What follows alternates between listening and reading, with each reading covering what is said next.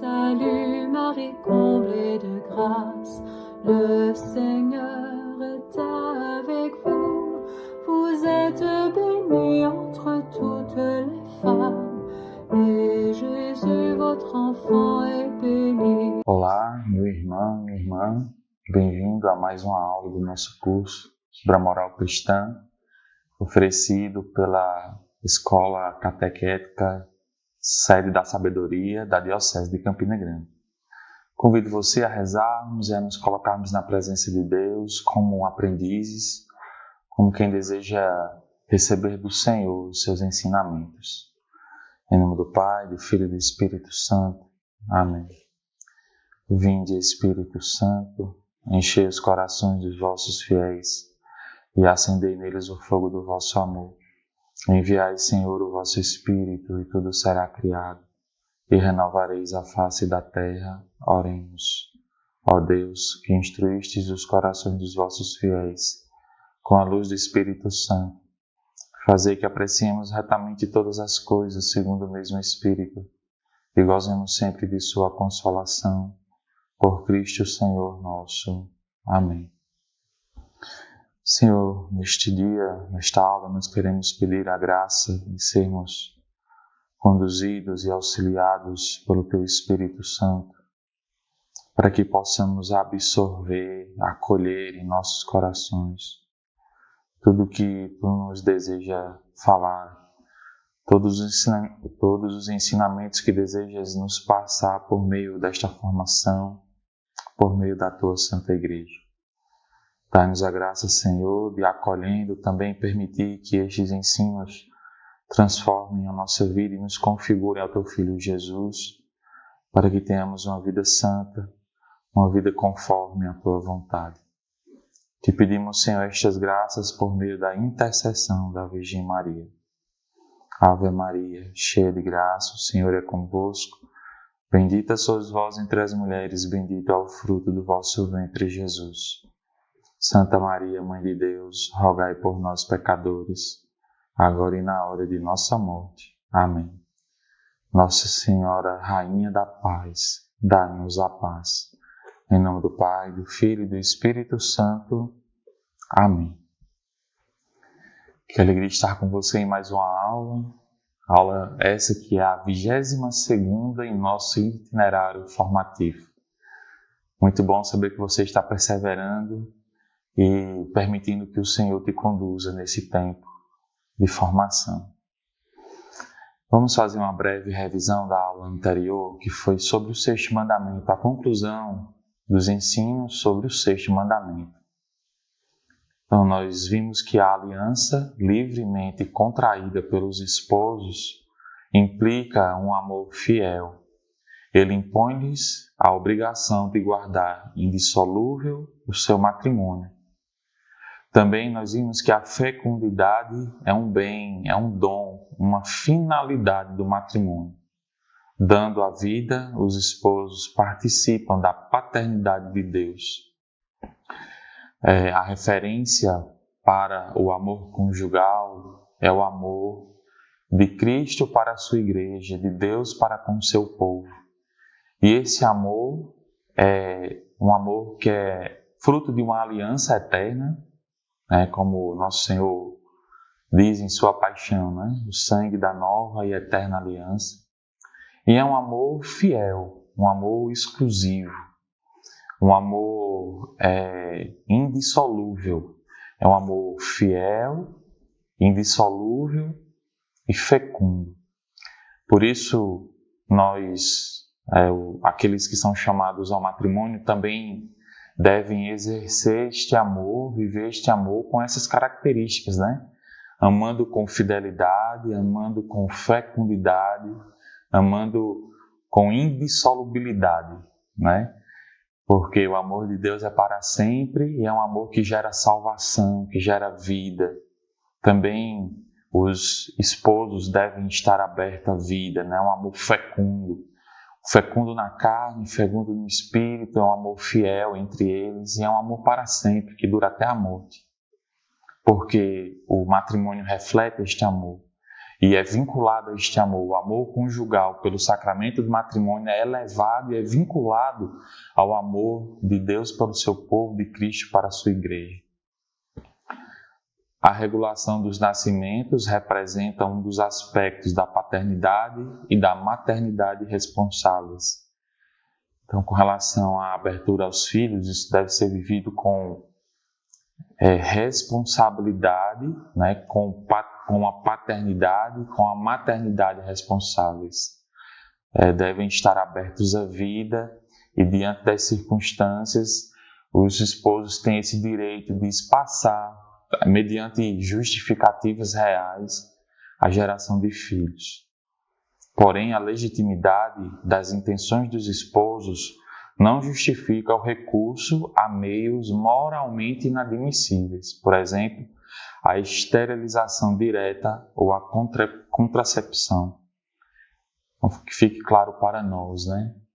Os esposos têm o direito do espaçamento entre os filhos, porém, eles não podem se utilizar de métodos que são contrários à moral cristã, como, por exemplo, a esterilização direta ou a contracepção, a laqueadura, a vasectomia, remédios contraceptivos, né, anticoncepcionais. Nada disso é válido diante da igreja, né, porque fere a moral natural do amor conjugal. Então, não é permitido para o casal cristão fazer uso de contraceptivos, de preservativos,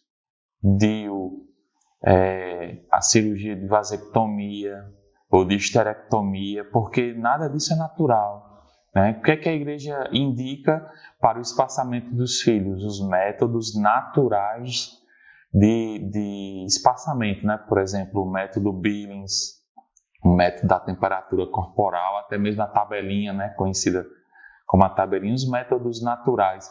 Mas mesmo com os métodos naturais, o espaçamento entre os filhos deve ser exercido mediante justificativas reais. A norma ordinária é que os esposos estejam sempre abertos aos filhos que Deus deseja enviar, que Deus deseja fazer frutificar a partir do amor conjugal. Essa é a norma ordinária, a norma comum. Né? A exceção é o espaçamento entre os filhos, né? É a exceção. E só deve ser exercido mediante justificativas lícitas, não por qualquer justificativa, né? Não por qualquer medo ou desconfiança da providência de Deus, ou por um comodismo egoísta. Não, isso não é uma justificativa que permita, né, ao espaçamento, ou que reflita uma paternidade e uma maternidade responsável. A paternidade e a maternidade responsável devem ser vividos à luz do chamado que Deus faz ao casal, que é a abertura aos filhos. E por último, nós vimos também algumas afrontas, né, à castidade matrimonial, como o adultério, o divórcio, a poligamia, a união livre sem comprometimento, né? Tudo isso são ofensas à dignidade do matrimônio. Amém? Então, concluída a revisão da aula anterior, vamos adentrar no conteúdo desta aula. Nós vamos ver nesta aula e na próxima os ensinamentos que a Igreja nos dá por meio do Catecismo da Igreja Católica sobre o 7º mandamento. Em Êxodo, no capítulo 20, nós podemos ler a ordem de Deus, né? Que Deus entrega ao seu povo por meio de Moisés: não furtarás. E Jesus reforça e expande, né, esse mandamento: não roubarás. Então, não furtar, não roubar. O 7º mandamento proíbe tomar ou reter injustamente o bem do próximo e prejudicá-lo nos seus bens, seja como for. Tomar ou reter o bem alheio, né? Ou prejudicar o outro, em resumo. Prescreve a justiça e a caridade na gestão dos bens terrenos e do fruto do trabalho dos homens. A justiça e a caridade no uso dos bens e no uso do trabalho humano, né? A justiça e a caridade. Exige, em vista do bem comum, o respeito pelo destino universal dos bens e pelo direito à propriedade. Em vista do bem comum, o exercício do direito à propriedade privada deve ser em vista do bem comum e do destino universal dos bens. A propriedade, ela não se encerra, né? O direito à propriedade privada não se encerra no direito apenas daquele que o detém, daquele que o exerce, né? Mas o fim último é o bem comum e o destino universal daquele bem. A vida cristã esforça-se por ordenar para Deus e para a caridade fraterna os bens deste mundo. Isso é muito importante, né? Todos os bens, sejam eles materiais e espirituais, devem estar ordenados para Deus, para a glória de Deus e para a caridade fraterna, para o exercício do amor entre os próximos, né? Entre as pessoas.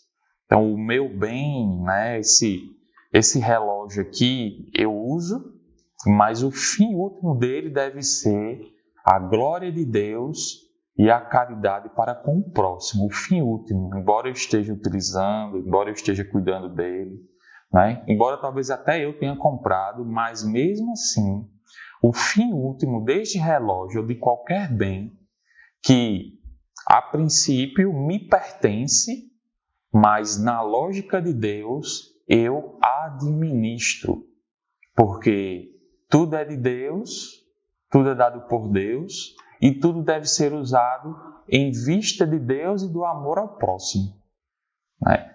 Quando a gente entende essa realidade, a primeira graça que nos vem logo é a graça do desapego, né? Eu coloco tudo a serviço de Deus, a serviço do outro. E eu tenho em mente que o que eu tenho não foi somente eu que fiz tudo para ter, eu que trabalhei, eu que comprei, Não, mas é um dom que é dado por Deus, tudo é de Deus. Se tudo é de Deus, eu preciso cuidar bem e preciso cuidar e administrar este bem segundo o projeto de Deus, segundo o mistério do amor de Deus, segundo os planos de Deus, né? Isso gera muitos frutos na nossa vida, né? Frutos de humildade, de desapego, de temperança, de abandono nas mãos de Deus, de gratidão, né? Como é difícil hoje nós sermos gratos a Deus, porque nós nos esquecemos que tudo que temos, que tudo que somos é dado por Deus. Que o Senhor nos dê esta graça de sermos gratos, né? De nos reconhecermos alvos da providência divina. A providência divina que age constantemente na nossa vida, age através de outros, em vista de nós, e através de nós, em vista do outro. A providência divina, que é a causa primeira de todas as coisas. E nós, seus filhos, somos a causa segunda do seu amor, do seu cuidado, do seu zelo, do seu governo, de sua paternidade. Então, que o Senhor nos dê um coração grato e um coração humilde para reconhecer que tudo é dele e tudo deve ser vivido para ele, administrado em vista da glória dele.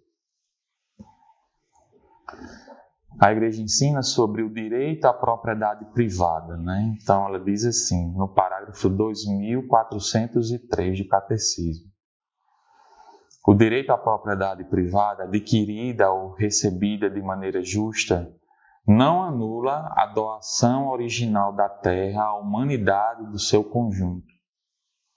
Então, veja só, mesmo que aquela propriedade eu tenha comprado, eu tenha herdado, por exemplo, mesmo assim, no início de todo esse processo está Deus que doa a terra à humanidade, né?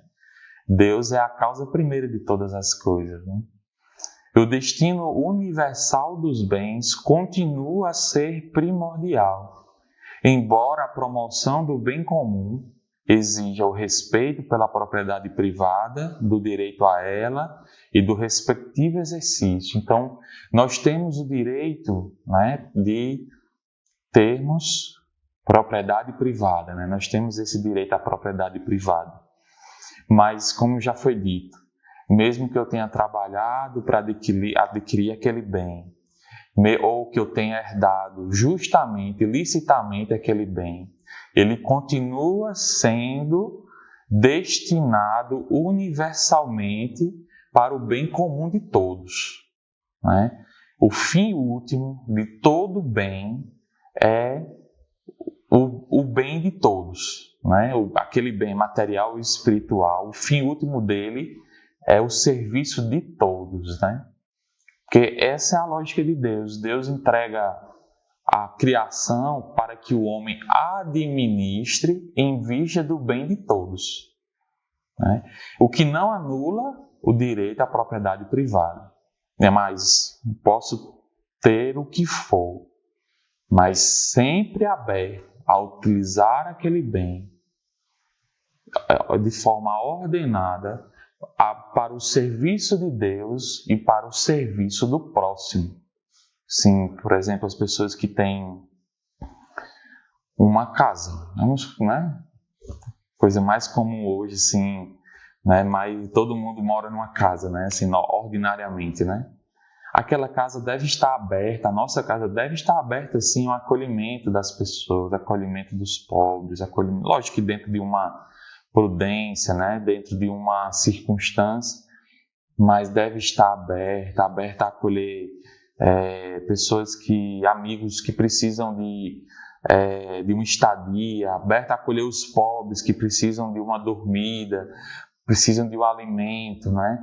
Não posso fazer da casa que Deus me deu através do meu trabalho, que também é dado por Ele, um feudo onde vivo de forma egoísta, né? Então, a gente pode utilizar a nossa casa de tantas formas, né? Mas sempre a serviço de Deus e do próximo, de tantas formas, né? A gente vê muito isso na vida dos santos, né? A gente vê, por exemplo, mais uma vez, a gente usa o exemplo dos pais de Santa Teresinha, né? São Luís e Santa Zélia, né? Que acolhiam os pobres na sua casa, né? E uma casa sempre aberta, né? Era uma casa de oração. Veja só também, é uma forma de a gente utilizar os bens para a glória de Deus, né? Por exemplo da casa, a gente fazer da nossa casa uma casa de oração, onde Deus reina, onde Deus é o centro. Isso é um uso ordenado do bem, né? E são tantos exemplos que a gente poderia dar, né?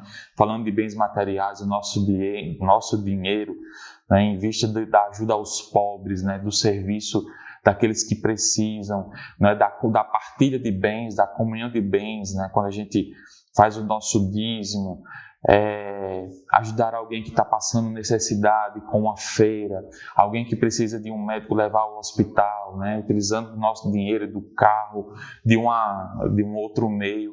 Veja, são tantas formas pelas quais nós podemos utilizar nossos bens de forma ordenada à caridade, ao amor a Deus e ao amor ao próximo. Por quê? Porque, mais uma vez, como diz a Igreja, o destino universal dos bens continua a ser primordial, embora nós tenhamos o direito à propriedade privada. Quem usa desses bens não deve considerar as coisas exteriores que legitimamente possui só como próprias. Vou repetir, né?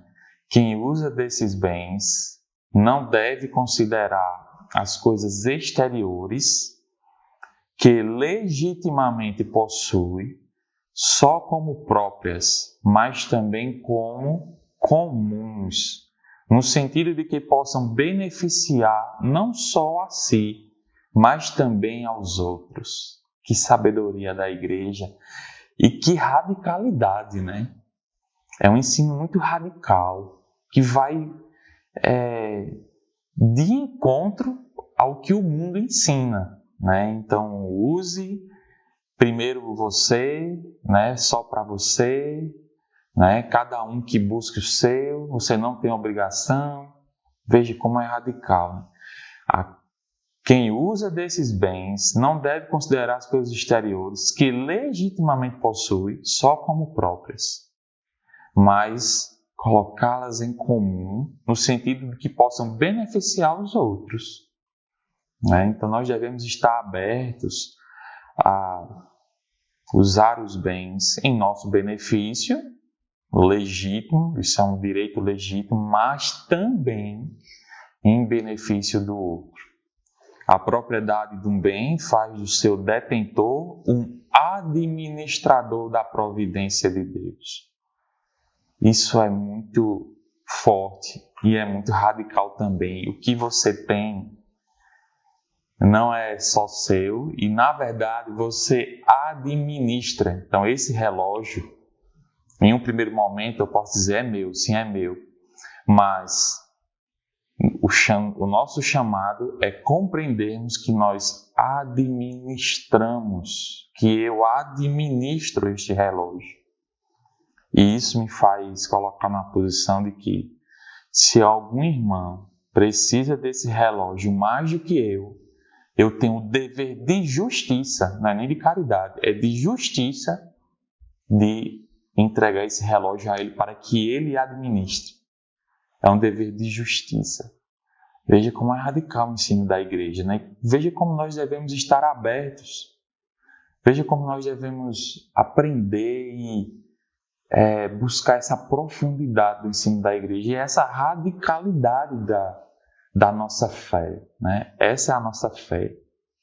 A propriedade de um bem faz do seu detentor o administrador da providência de Deus, com a obrigação de o fazer frutificar e de comunicar os benefícios aos outros, a começar pelos seus próximos. Então, nós temos a obrigação de comunicar os benefícios desses bens aos outros, né? De partilhar os benefícios desses bens. E talvez a partilha não seja somente dos benefícios, né? Então, qual é o benefício desse relógio? Saber da hora dele, né? Óbvio. Mas talvez o benefício seja até mesmo entregar este bem, dar, doar, né? Me desfazer, né? Compartilhar o próprio bem, não só os benefícios, mas o próprio bem. Nós somos chamados até a isso, né? Até essa radicalidade.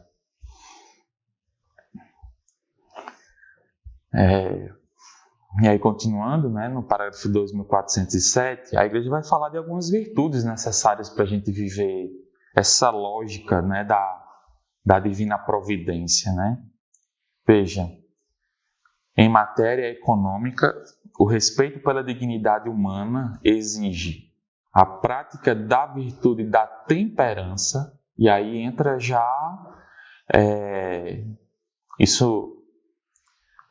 essa vivência, né, dessa lógica de Deus com relação à divina providência. Não é apenas boa vontade, não é apenas hábitos exteriores, mas para que a gente consiga viver, a gente vai precisar de virtudes, ou seja, é um movimento interior, é um movimento espiritual, né? Um movimento espiritual, ou seja, nasce da nossa relação com Deus, né? Um fruto da nossa relação com Deus, a boa vivência no uso, na administração dos bens. A gente nunca vai conseguir viver de forma adequada qualquer situação se isso não for um transbordamento da nossa relação com Deus. Veja nesse caso aqui o que a igreja diz. Exige a prática da virtude da temperança para moderar o apego aos bens deste mundo. Virtude da temperança. Não é um fruto da ação do Espírito em nós, é um fruto também da nossa colaboração para com a graça que Deus nos dá. Ou seja, é um fruto da nossa relação com Deus, de nós nos colocarmos na presença dEle, ouvirmos dEle, qual caminho devemos seguir, permitir que Ele vá nos transformando e nos configurando, nos assemelhando ao Cristo, que nada tinha, né? Não tinha posses, e vivia tudo de forma ordenada para a glória do Pai, para o amor ao Pai. Cristo é o nosso modelo de administração dos bens, de abertura à providência, de exercício da providência, porque Ele, sendo Deus, Ele também exerce a providência divina. Então, busquemos primeiramente a Deus e permitamos que Ele nos ensine a utilizar os bens, a utilizar as coisas que passam em vista das coisas que não passam, como diz uma das orações da igreja. Caminhando entre as coisas que passam, abraçar as que não passam. Quem é que pode nos ensinar a viver assim? A caminhar entre as coisas que passam e abraçar as que não passam? Somente Deus. Somente o Espírito Santo, que é o educador das almas, pode nos ensinar, pode primeiramente nos convencer de que este é um caminho de desapego, que é um caminho de felicidade. Ele nos convence, Ele nos ensina, Ele nos modela, Ele nos forma, Ele nos configura a Jesus. Uma abertura ao Espírito, repito, ou seja, uma relação com Deus, uma relação íntima, próxima com Deus, nos fará colher este fruto de vivermos como Jesus, configurados a Jesus. Então, a virtude da temperança para moderar o apego aos bens deste mundo, a virtude da justiça para acautelar os direitos do próximo e dar-lhe o que lhe é devido. Os direitos do próximo e dar ao outro o que ele merece, o que é dele. Isso é a virtude da justiça. A virtude da solidariedade, segundo a regra de ouro e conforme a liberalidade do Senhor, que sendo rico se fez pobre para nos enriquecer com a sua pobreza. A solidariedade, me fazer um com o outro, estar atento às necessidades do outro. Como Deus que estava atento à nossa necessidade, Ele que sendo rico se fez pobre, nos enriqueceu com a sua pobreza. Nos enriqueceu com a riqueza do seu amor e com a sua pobreza, com o seu esvaziamento, com o seu doce abaixar em nossa direção. Ele nos enriqueceu com a salvação. Então nós também somos chamados a nos empobrecer para enriquecer o outro. Nos empobrecer vivendo desapego, a atenção ao outro, nos colocando à disposição do outro para enriquecê-lo, satisfazendo as suas necessidades, principalmente aquelas necessidades mais urgentes, não é? Então, como hoje, pessoas que precisam de bens materiais mesmo, né? Por exemplo, ir ao hospital, até mesmo, né? Indo além da questão da alimentação, da saúde, da moradia, mas pessoas que precisam de outras pessoas que os escutem, que parem, né, que renunciem a um descanso, renunciem a um lazer, a um momento, até mesmo com a sua família, para estarem ali vivendo aquele sofrimento, se fazendo diante de uma situação difícil. Pessoas que hoje em dia sofrem com as doenças da modernidade, né, ansiedade, depressão, burnout, síndrome de pânico, né? Muitas vezes as pessoas só precisam de alguém que estejam próximas, que escutem, que estejam ali para ouvirem um desabafo, né? Para pedirem um conselho. Isso também é partilha de bens, é partilha de dons. Isso também é comunhão de bens, né? Onde eu renuncio a algo da minha vida para ir ao encontro daquele que está necessitando, seja algo material, seja algo espiritual. E a virtude da solidariedade, que está ligada à virtude da justiça, à virtude da temperança, que modera o uso dos bens. Mas são tantas pessoas necessitadas hoje de atenção, e às vezes a gente fica ali engolfado de redes sociais, e a gente não é capaz de renunciar àquele comodismo nosso numa rede social para ir ao encontro dessas pessoas. Qual a virtude que nos fará moderar o uso das redes sociais para termos mais tempo de viver a caridade? A virtude da temperança. Qual a virtude que vai me fazer compreender que o outro precisa mais de mim do que eu preciso mais das redes sociais? A virtude da justiça. Qual a virtude que me fará sentir a dor do outro, né, e saber que eu preciso renunciar a algo para o encontro dessas pessoas? A virtude da solidariedade ou a compaixão. Então, as virtudes que são frutos de uma relação com Deus. Busquemos a fonte para que desta fonte, bebendo dela, nós possamos também levar esta água viva a outros que estão precisando, a outros que estão morrendo de sede. Então, o 7º mandamento proíbe o roubo, né, que é a usurpação do bem alheio. E aí ela vai explicando, né, lá no Catecismo, no mesmo parágrafo 2407, reter deliberadamente bens emprestados ou objetos perdidos. Também, né, é comum entre muitos pegar emprestado e não devolver, né? Me emprestei e a pessoa fica lá esperando, né? E a gente não devolve. Então, pegar emprestado e não devolver é um ato que atenta contra o 7º mandamento. Então, muito cuidado. Também objetos perdidos, né? A gente precisa procurar o dono. Se a gente encontrou algo, a gente precisa procurar o dono. Não podemos reter. Agora, se a gente procurou o dono, fez de tudo, não encontrou, a gente pode doar aquele bem, né? A gente pode ver se há alguém que precisa mais do que nós daquilo que foi encontrado. Então a gente doa. Também cometer fraude no comércio, né? Sonegação de impostos, por exemplo. Pagar salários injustos, e aí vai para os patrões, né? Os empresários, pagar salários injustos, muitas vezes é possível sim aumentar o salário. Mas a ganância pelo lucro é tão grande que a gente paga o mínimo possível, né? O empresário vai ali e paga o mínimo possível enquanto ele está ali numa vida bem confortável, né?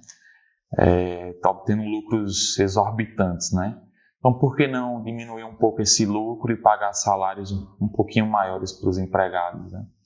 Subir os preços especulando com a ignorância ou a necessidade dos outros, né? A especulação, né? A gente lembra que na pandemia teve uma escassez de água mineral, né? Graças a Deus que onde eu morava não teve essa subida de preços, né? Mas é comum em muitos lugares, diante de uma escassez, as pessoas subirem o preço exorbitantemente, sem nenhum motivo. Eles continuam comprando pelo mesmo preço, mas aí veem que está faltando no comércio, como a gente fala, e sobe um preço exorbitantemente. Isso também atenta contra o 7º mandamento. Então, a especulação pela qual se manobra no sentido de fazer variar artificialmente a avaliação dos bens, com vista a daí tirar vantagem em detrimento de outros, a corrupção pela qual se desvia o juízo daqueles que devem tomar decisões segundo o direito, a corrupção, né? Isso é bem claro para nós. A apropriação e o uso privado de bens sociais de uma empresa, então tomar uma empresa, né? Muitos movimentos sociais fazem isso, tomam empresa, até mesmo propriedades, invadem terras alheias. Isso não é lícito, né? Isso não é lícito. Isso atenta contra o 7º mandamento, porque atenta contra o direito à propriedade privada. Não é lícito a invasão de terras ou invasão de propriedades, invasão de empresas, de fábricas, ou até mesmo invasão de domicílio, de casas, né, de terrenos, imóveis de uma forma geral. Não é lícito, porque atenta contra o direito à propriedade privada. Outra coisa, né, que às vezes a gente esquece, os trabalhos mal executados, né? Porque o trabalho mal executado parece uma coisa, né, assim, sem muito valor, assim, da gente se debruçar, mas veja só, às vezes o trabalho mal executado tem por trás uma preguiça, o vício capital da preguiça, da assídia, né?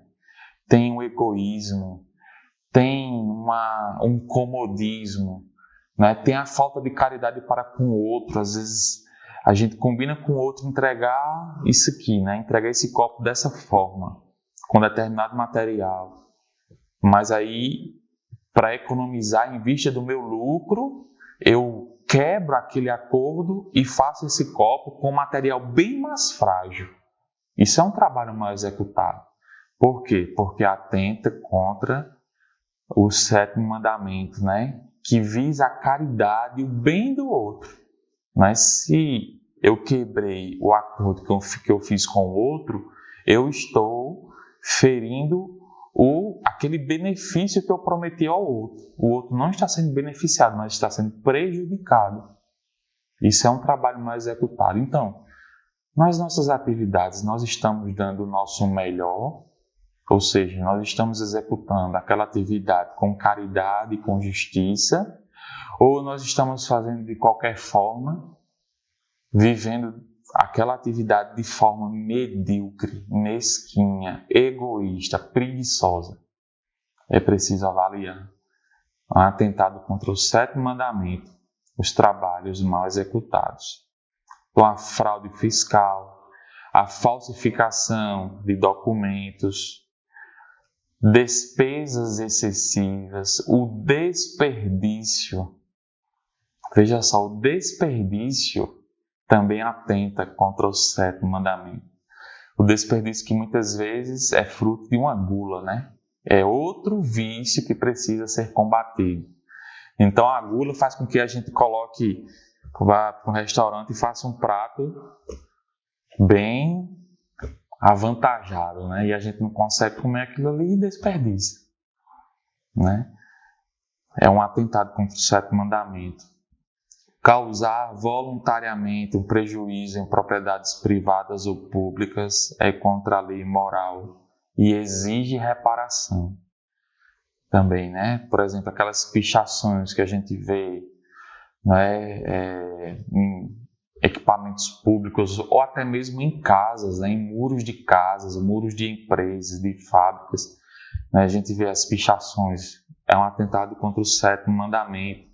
Né, ou qualquer tipo de prejuízo, né, que a gente possa gerar em propriedades privadas ou públicas atentam contra o 7º mandamento. As promessas devem ser cumpridas e os contratos rigorosamente observados, desde que o compromisso assumido seja moralmente justo. Obedecer os contratos, né? A gente lê o contrato, pelo menos deveríamos ler, né? A gente assina um contrato, tem que viver aquele contrato. Não viver deliberadamente, né? Existem situações que nos impedem de viver os acordos, os contratos, né? As promessas. Mas essas situações nos liberam de viver aquele contrato porque, de fato, elas nos impediram, né? Estavam fora do nosso alcance de resolvê-las. Mas escolher sem nenhum motivo, não viver um contrato, um acordo, ou as promessas feitas, então muito cuidado com as promessas, né? Promessa feita, ela precisa ser cumprida. Atentam, né? Assim, deixar de vivê-las deliberadamente, isso atenta contra o 7º mandamento.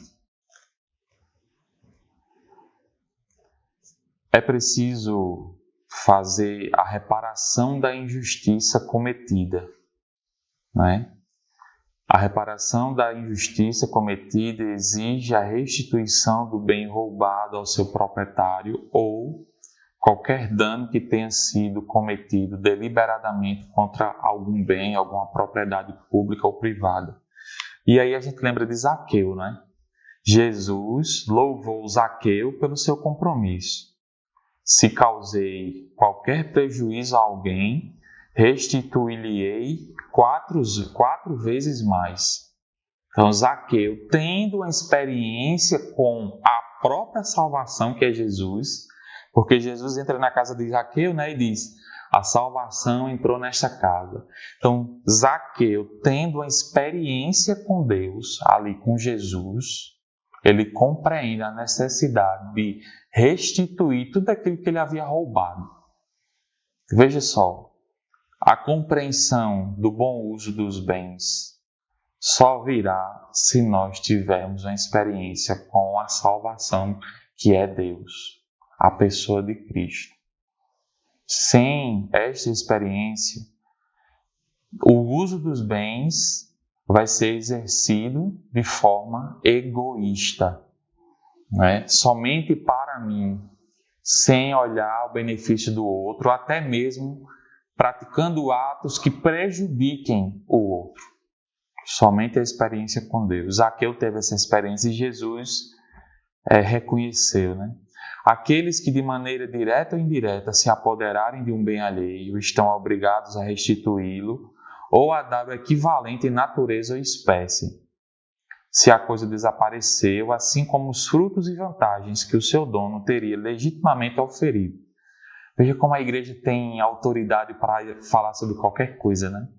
Então, se eu roubo esse copo de alguém, esse copo quebrou, eu não tenho como devolver aqui esse copo, né?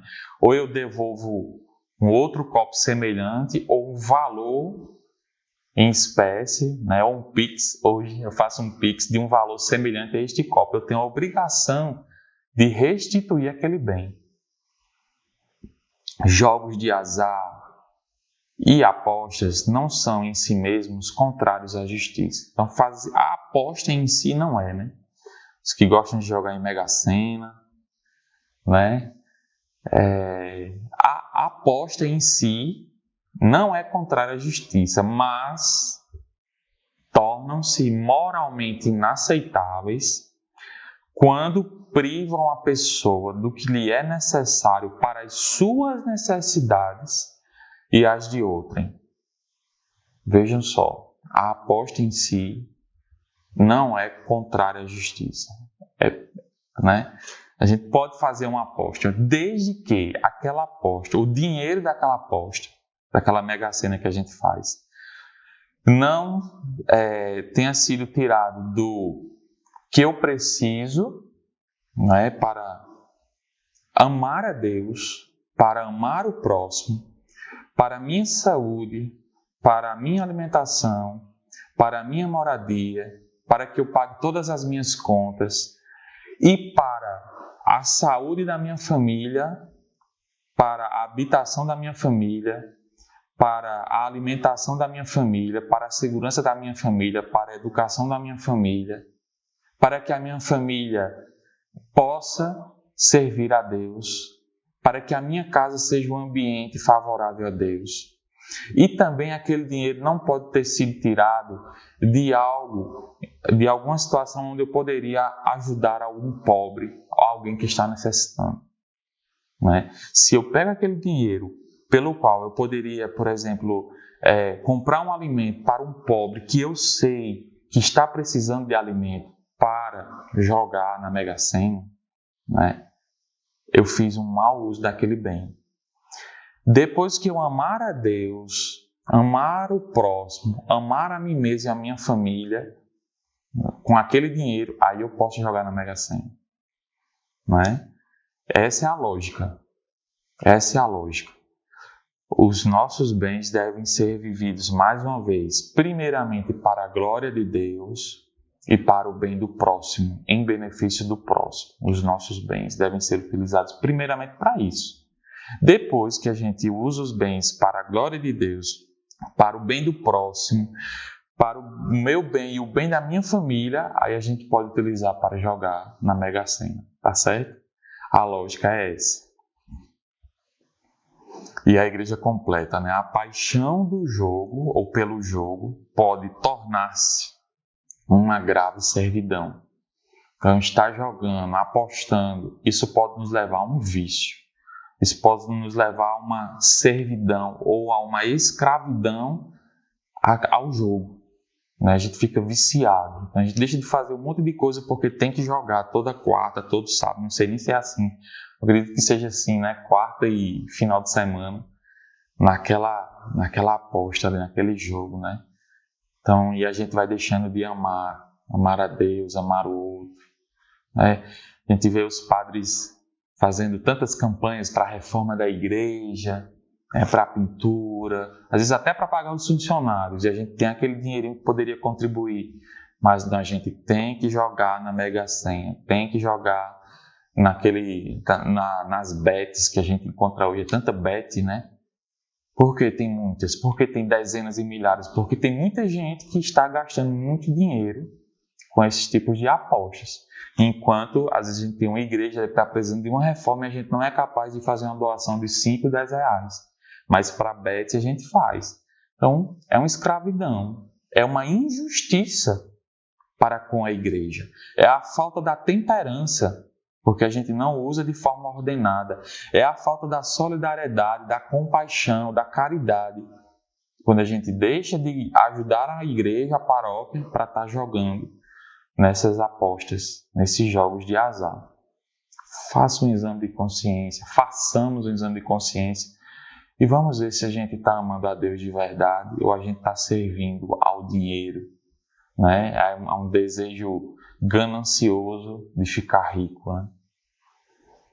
O 7º mandamento proíbe os atos de empreendimentos que, seja por qualquer motivo, egoísta ou ideológico, mercantil ou totalitário, conduzam a escravizar seres humanos, ou seja, a proibição da escravidão, né, de seres humanos, né?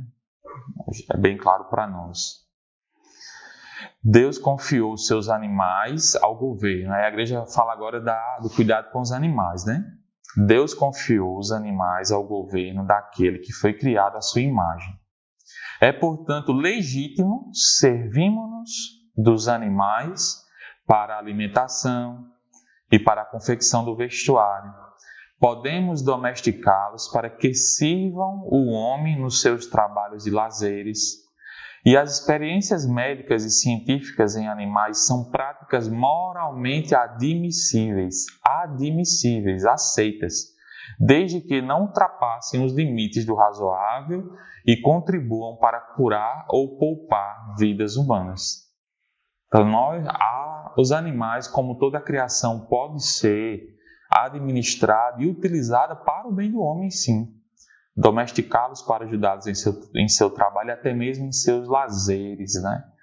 É possível e é lícito, né, a utilização dos animais para o serviço dos homens. É contrário à dignidade humana fazer sofrer inutilmente os animais. Então, nós podemos utilizá-los para o nosso bem, mas nós não podemos fazer sofrer os animais de forma aleatória, de forma inútil. Né? Como maltratar um cachorro no meio da rua sem nenhum motivo, né? Ou, enfim, não é lícito, né? Por que a gente vai maltratar os animais assim de forma deliberada, né? Só porque gosta de vê-los sofrer? Isso é uma maldade, né? A pessoa tem que ser tratada, né? A pessoa tem que se tratar. Saber o porquê dessa maldade tão grande, né? Por outro lado, é igualmente indigno gastar com eles somas que deveriam prioritariamente aliviar a miséria dos homens. É cada vez mais crescente um gasto excessivo com os animais. É todo tipo de gasto, né? É hospital para animais, é festa de aniversário para cachorro, para gato. Tem até crematório para animais. Aqui, você que não mora em Campina, né? Em Campina Grande, aqui em Campina Grande a gente já tem um crematório para animais. Veja só a que ponto nós estamos chegando.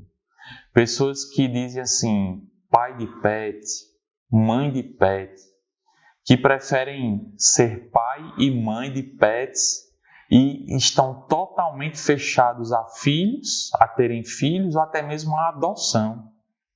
Enquanto a gente egoisticamente, né, de forma imatura e até mesmo de forma idolátrica, temos esses animais como se fossem filhos, os orfanatos, as instituições de abrigo, estão aí cheias de crianças esperando um pai e uma mãe.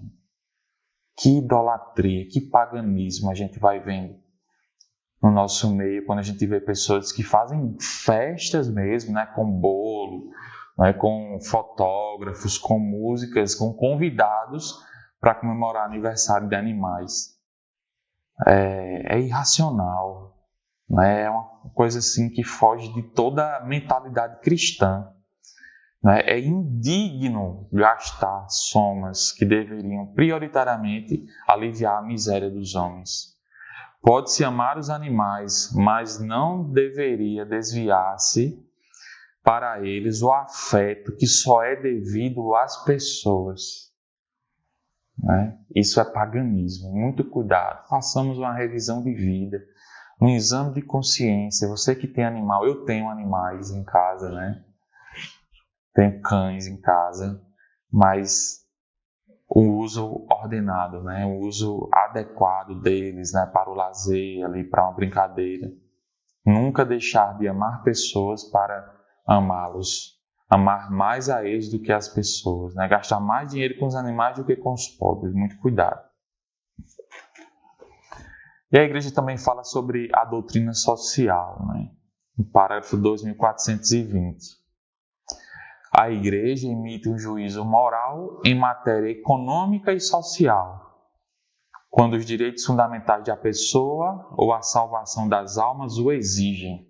Então a igreja tem essa autoridade de emitir um juízo moral, não é um juízo técnico, né? De dizer assim, o país deveria baixar a taxa de juros porque a inflação desse mês foi tantos %.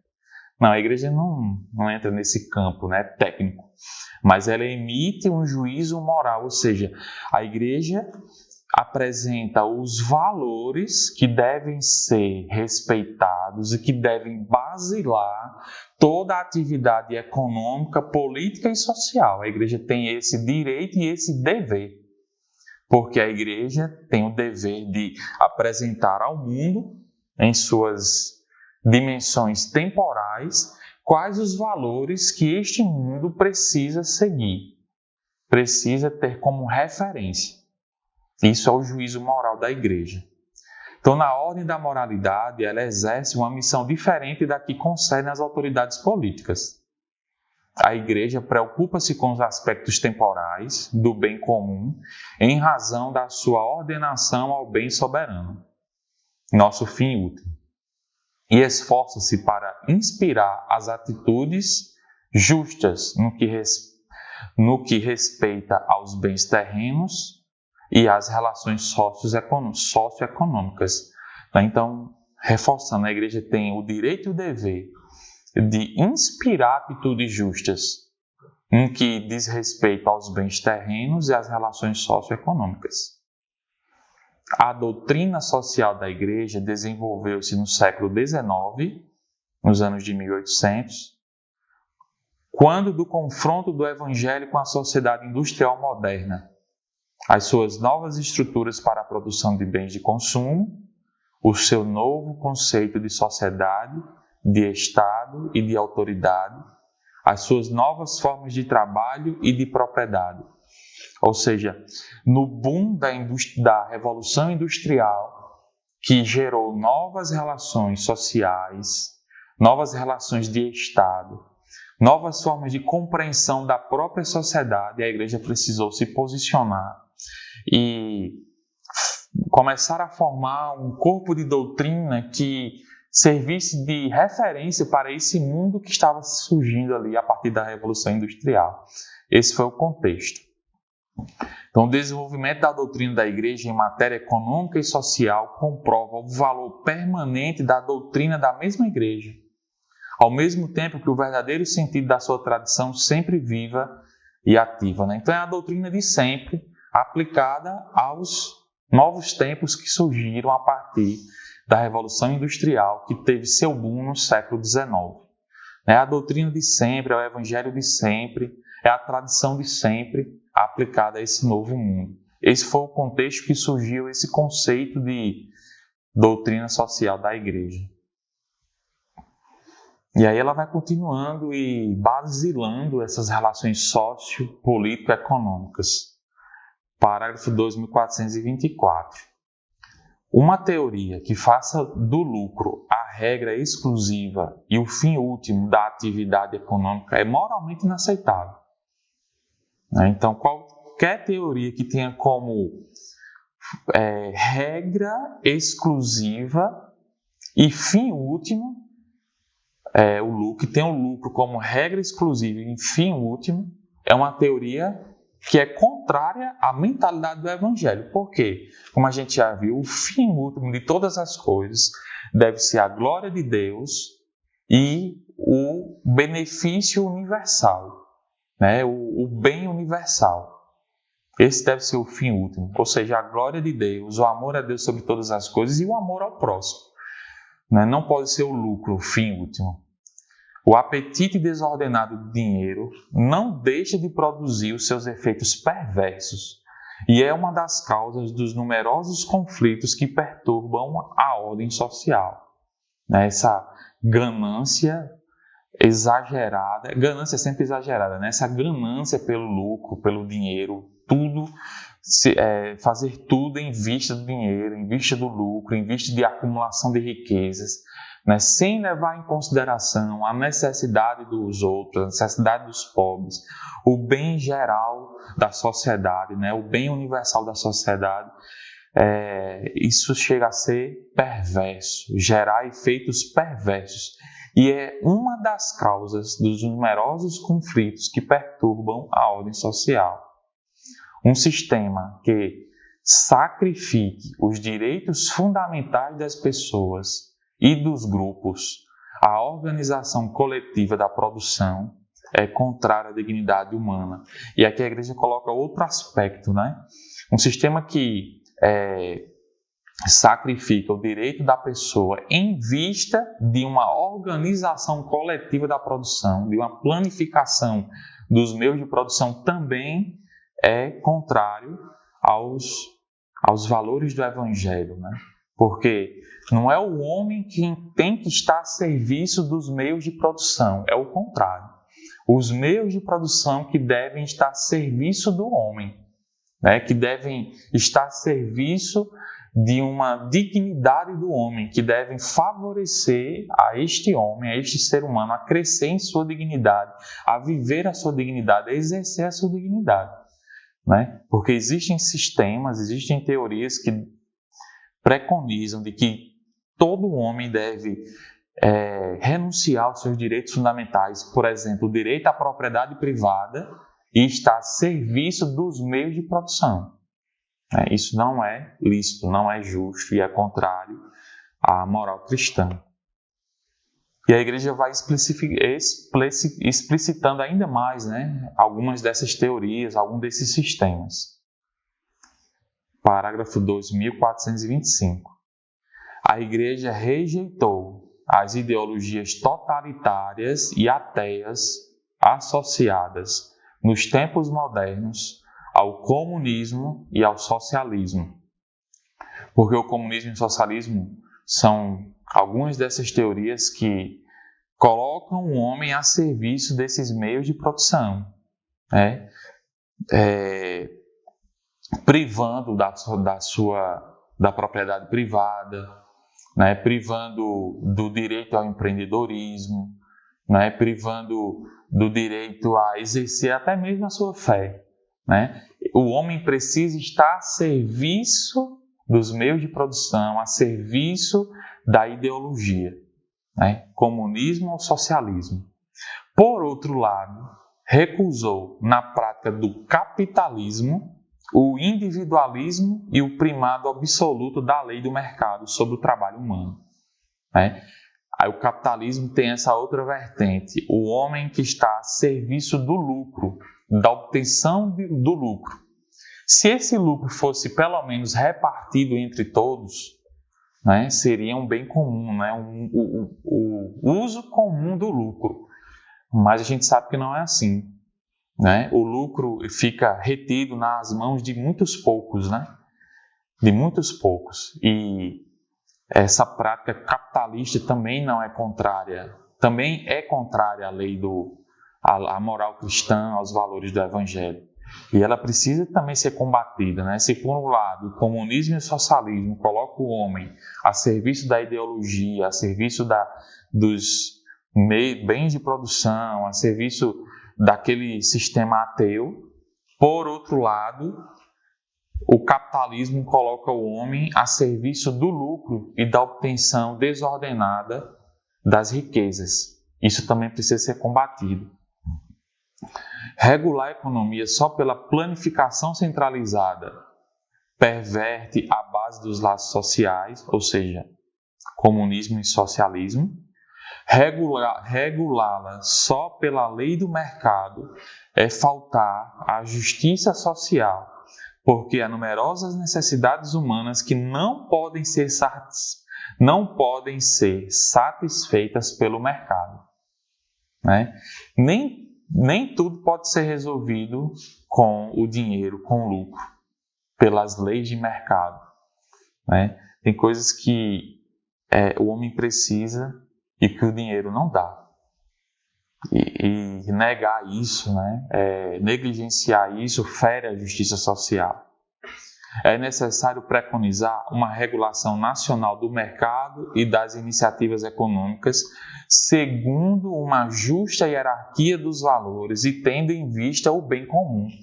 Essa deve ser a grande referência, né? A hierarquia dos valores, ou seja, a aplicação dos valores evangélicos e em vista do bem comum, o bem de todos, né? Então, o capitalismo visa o bem daqueles que detêm os meios de produção por meio da obtenção gananciosa do lucro, né? E o socialismo e o comunismo, por meio de uma relação até mesmo ateia, coloca o homem a serviço dos bens de produção que também visam o bem de muitos poucos. Isso precisa ser quebrado. Nós precisamos construir uma sociedade baseada nos valores do Evangelho e que tem como objetivo último o bem comum, que tem como objetivo último, por sua vez, a glória de Deus. É isso que a gente tem que lutar. Por isso, nós não podemos estar a serviço, né, de forma ideológica, nem ao comunismo, nem a serviço do socialismo, nem do liberalismo, nem do capitalismo. Por quê? Porque nós devemos estar a serviço de algo que está acima de tudo isso, que é o Evangelho. Qual é a nossa referência? Qual é a nossa base? Né? Com relação até mesmo à sociedade, à política, é o Evangelho. Né? A aplicação de propostas econômicas, sociais, deve ter como fundamento os valores do Evangelho e o bem comum de fato. Né? Vamos fugir, né? Não vamos deixar que as falácias sejam nosso guia, né? Sejam a nossa referência, as falácias, as propostas que não têm, que não reverberam na vida real das pessoas, né? Tem muita falácia, tem muita proposta assim, mirabolante, né? Que não encontra eco na vida das pessoas, né? Então vamos tomar muito cuidado com as propostas dos políticos, né? Que em ano de eleição prometem tudo, mas e a prática? E depois que passa aquela eleição, aquilo ali acontece mesmo, né? Aquilo ali que foi proposto ou que está sendo colocado em prática, aquilo ali está de acordo com os valores do Evangelho, aquilo ali de fato visa o bem comum, né? Então muito cuidado, peçamos a Deus a graça de discernimento, da inteligência, né? E do conhecimento também, conhecer as relações econômicas para que a gente possa escolher bem aqueles que nos representam nos poderes políticos. O desenvolvimento das atividades econômicas e o crescimento da produção destinam-se a socorrer as necessidades dos seres humanos. O trabalho humano procede imediatamente das pessoas criadas à imagem de Deus e chamadas a prolongar umas com as outras a obra da criação, dominando a terra. Portanto, o trabalho é um dever. O trabalho honra os dons da criação, os dons do Criador e os talentos recebidos. O trabalho é um dom que Deus nos dá, mas é também um dever, porque eles colaboram na instituição do reino e também honram os dons que Deus deu e os talentos que Ele concede a cada um. Então, o trabalho precisa ser valorizado, não endeusado, né? Ele não pode ser o centro da nossa vida.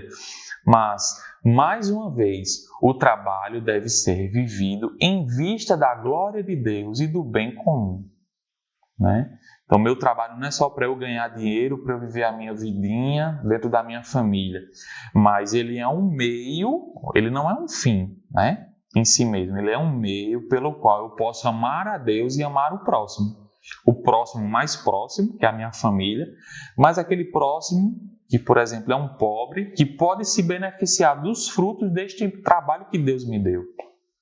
Essa é a lógica do trabalho. Tudo tem que ser posto em vista da glória de Deus. Nada pode ser um fim último em si mesmo. Isso é idolatria.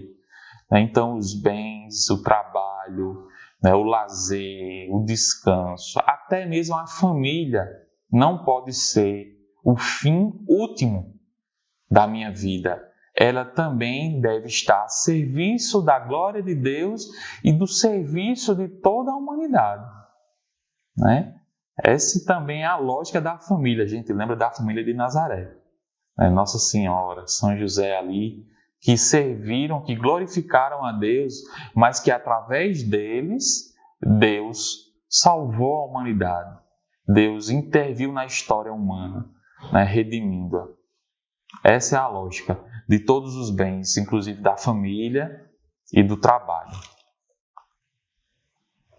Então, o Estado tem responsabilidade, né, em favorecer o trabalho humano com suas políticas, né, com suas decisões, né, tendo como valores, como referência os valores do Evangelho, né, favorecer para que cada pessoa tenha o seu trabalho digno, justo, com o seu salário justo, com condições que favoreçam as suas atividades.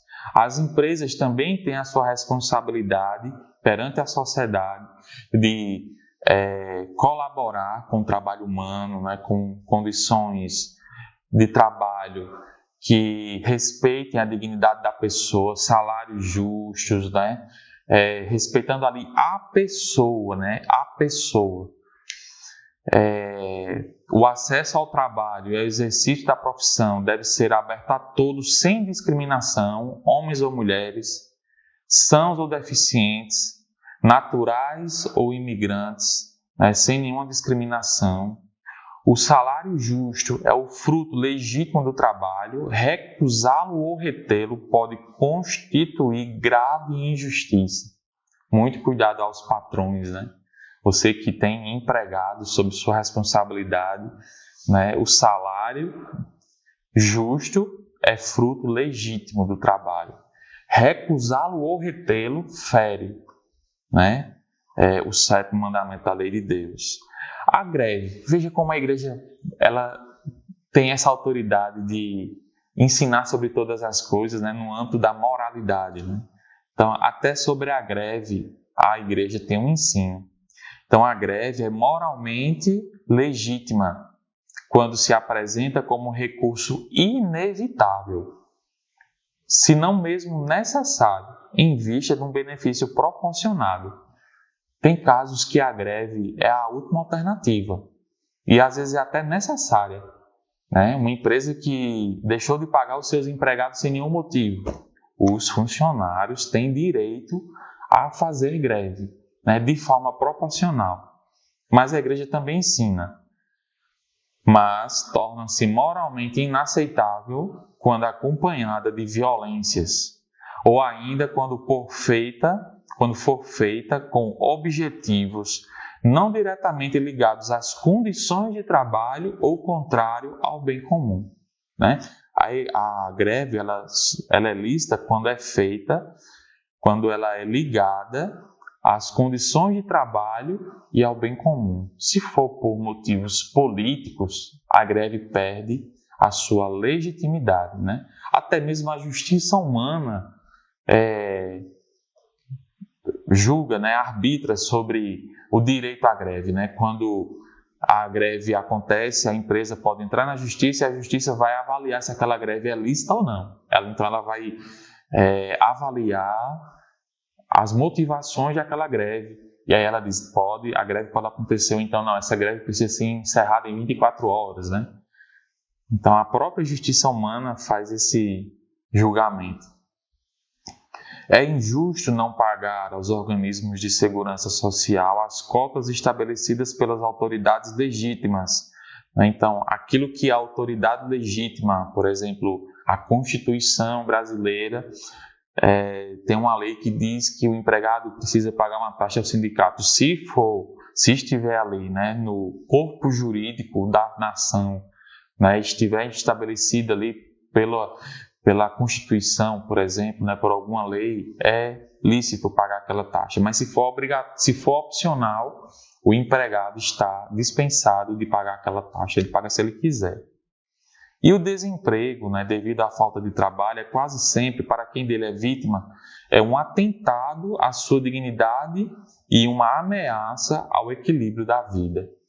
Então, desemprego é esse flagelo social que acomete a muitos, né? Por isso, o Estado, as empresas e até mesmo cada um buscando se capacitar, todos estes atores precisam se organizarem para favorecer o trabalho, né? E evitar ao máximo que se tenha desempregados no meio da sociedade. Amém?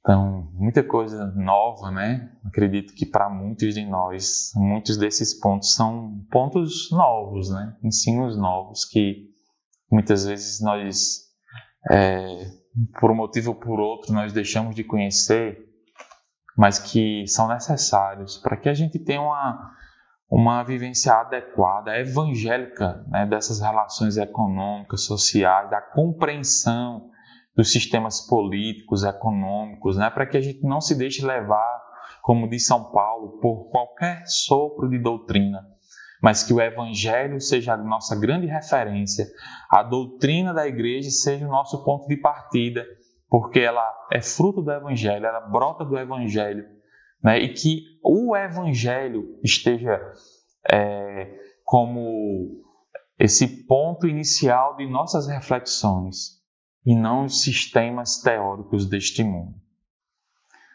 Rezemos a Nossa Senhora para que ela nos ensine a amar a Deus, amar o próximo por meio do bom uso dos bens materiais e espirituais que a divina providência nos concede. Ave Maria, cheia de graça, o Senhor é convosco. Bendita sois vós entre as mulheres, bendito é o fruto do vosso ventre, Jesus. Santa Maria, Mãe de Deus, rogai por nós, pecadores, agora e na hora de nossa morte. Amém. Nossa Senhora, sede da sabedoria, rogai por nós. Em nome do Pai, do Filho, do Espírito Santo. Amém. Te espero na próxima aula. Até lá. Sainte Marie, Mère de Dieu, priez pour nous, pauvres pécheurs,